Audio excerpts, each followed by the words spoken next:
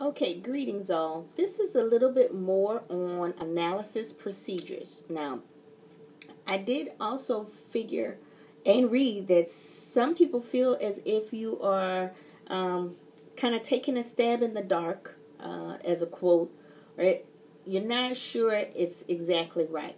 And there's not one right way to analyze data. In some of your readings, it'll explain, especially in the Wolcott text and the easy text.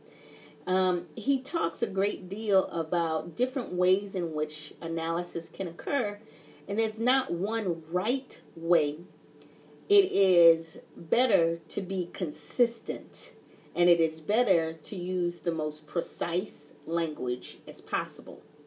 So take a look at the notes that I have listed and it's titled, "What is Qualitative Data Analysis?" And these notes are just, they're not from any one text that you have available. They're just a combination of some of my notes and different things that I have from throughout the years. But I think it'll give you a little more direction. So it just states that there are different ways and processes for analyzing data. There's one process that I don't usually use in the class, but I know several qualitative researchers use.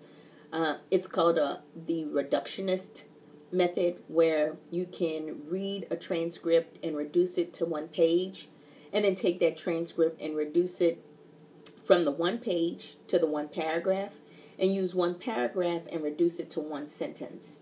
And they do that for several of their transcripts, and they use these sentences as part of their analysis. That's one way. That's not the most systematic way. What I ask for many of the students in the class is to create their themes and use these themes to help them create codes. And the codes are used to indicate a certain segment of what you think is most meaningful in that conversation. And you describe what do you think is most meaningful, what meaning you get from that particular text. And then we use these segments and put these segments together to to compartmentalize, but also to describe the overall phenomenon that's happening. So the first bit of the what's in qualitative data analysis talks about the information that we could receive from the interview, for as the interpretation, the point of view, what are they doing, and how do they feel about a particular situation. In the writing portion, we have here where you have to write out the analytic ideas, which to me is one of the more challenging areas, because sometimes you have to use the themes and the codes that you've created to suggest a particular idea, convey a certain thought, and sometimes these things take a little more than writing mechanics to get across. It takes some creativity, but you need to say as close to what the participants are describing. Also, coding themes. I have here a little bit more on what coding looks like in an identification, meaning coming up with your codes or creating these particular codes. And creating the segments. Is one line a complete segment, or is it the whole paragraph, or is it the whole thought? Sometimes that takes a little decision making and judgment call on your part. And I leave that up to you and let you determine that. That's not something that I can say at the end of one line is a particular thought. Now, as a beginning researcher, what I did was line by line coding. But now I'm able to do more of a phrase coding. So sometimes my phrases are 2 lines, and sometimes they might be 4 lines. It depends. But I try to make sure that I have the complete phrase, because as time goes on, I want to make sure that I capture what is being said and what do I think it means. And I may need that whole phrase, which is 4 lines, to get the full meaning of what's being described in that segment of the text.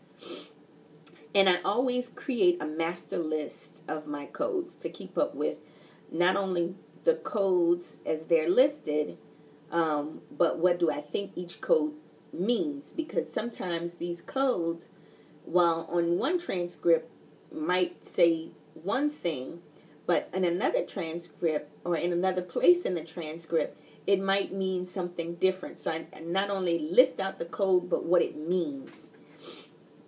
And there's an example of this on a website that I have. It's a QDA website that you can use to help you further understand the necessity of codes and keeping up with the meaning of codes. Your interpretation is both a part of your writing and a part of the codes. You know, as many codes as you use, sometimes you can figure out, what's the overall emphasis or the area of emphasis, depending upon how many times a segment is coded, or how many times a participant mentions a particular idea. But sometimes the idea may not be mentioned often, but it is the most powerful piece that the interviewee is mentioning. So it's not necessarily a frequency idea. It's more along the lines of how the participant is explaining this phenomenon. So a part of what they are trying to describe may not be within the frequency. And so you have to get that idea across as well. And how do you do that? What do you use to describe that? And that'll come from your writing and not necessarily just your coding. And so that's why it's a little different. But both are necessary. Both they require the researcher to interpret what the interviewer and the interviewee are describing here in the phenomenon, and how to get that point across. That rests solely on the shoulders of the researcher. And you can use different manual methods to analyze data, and that works simple as a Word document. I know some people who use QDAs, and that's qualitative data analysis software, and you can use any of those to help you in your coding. And so there are different analysis procedures that I have listed here too, for as discourse analysis. What is that compared to a narrative analysis frame? And your discourse analysis uses ways in which language is structured.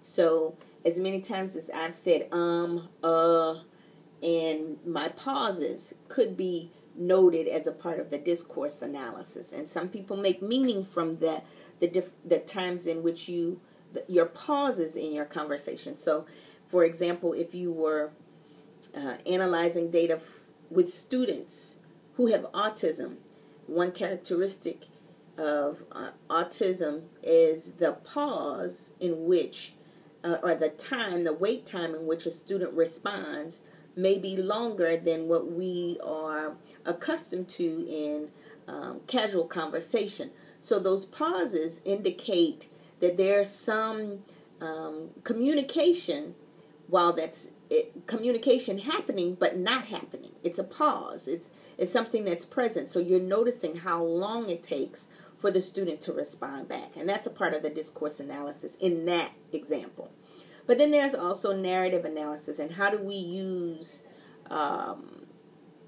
storytelling, chronology? How do we use these things in the ways in which we describe a phenomenon or talk about certain things? So narrative analysis is also something that could be used in your analysis scheme. But these are a couple of samples. I also list some references, but you have enough text and enough reading to help you in designing the analysis that you need to complete your analysis project.